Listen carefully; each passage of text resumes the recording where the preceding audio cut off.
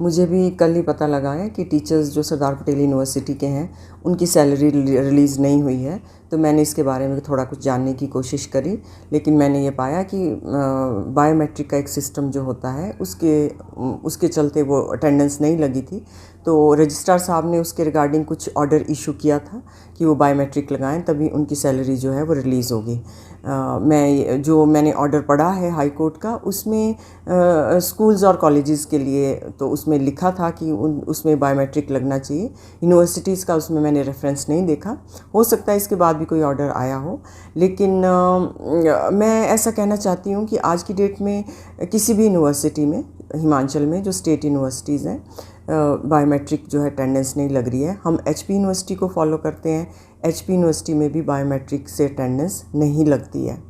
तो हम उनको फॉलो कर रहे हैं, तो हमारे टीचर्स भी वही सिस्टम फॉलो कर रहे हैं। हमारा एडमिनिस्ट्रेशन हर एक रूल्स रेगुलेशन में एचपी यूनिवर्सिटी को ही फॉलो कर रहा है। इसलिए कि हमारे इसी के मीटिंग्स नहीं हो रही हैं, इसके लिए हम बहुत सी चीज़ें ऐसी होती हैं जहाँ हम रुक जाते हैं, तो हम उस हर चीज़ में हम एचपी यूनिवर्सिटी को फॉलो कर रहे हैं। मैं ये कहना चाहूँगी कि सबसे पहले टीचर्स की सैलरी को रिलीज़ किया जाए तुरंत प्रभाव से, और सेकेंडली ऐसी बात है कि बायोमेट्रिक की ही फाइलें ना डील की जाएं।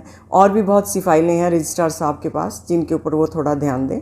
और अगर ये बायोमेट्रिक इम्प्लीमेंट होना भी है तो एक कंपोजिट ऑर्डर सारे यूनिवर्सिटीज़ के रजिस्ट्रार्स को ये दिया जाए कि ये तुरंत प्रभाव से इम्प्लीमेंट हो।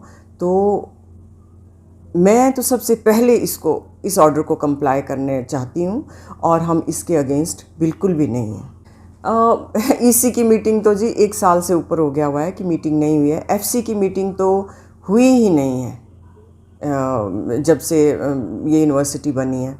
तो बहुत से इश्यूज़ हैं हमारे जो बहुत इम्पॉर्टेंट इश्यूज़ रहते हैं, जो हम नहीं उन पे कोई भी डिसीज़न ले पा रहे हैं इन मीटिंग्स के नहीं चलते।